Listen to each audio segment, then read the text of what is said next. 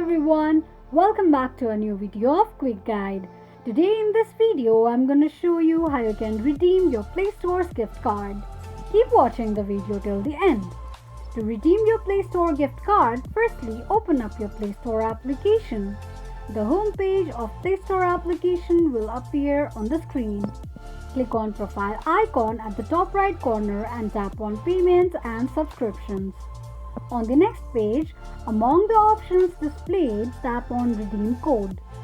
Enter your code and tap on redeem. You can also scan your gift card if you want to. By tapping on redeem, you'll agree to the gift card and promotional code terms and conditions as applicable. This is how you can redeem Playstore gift card quickly and easily just in few steps. If you have any thoughts or queries, let us know in the comments section.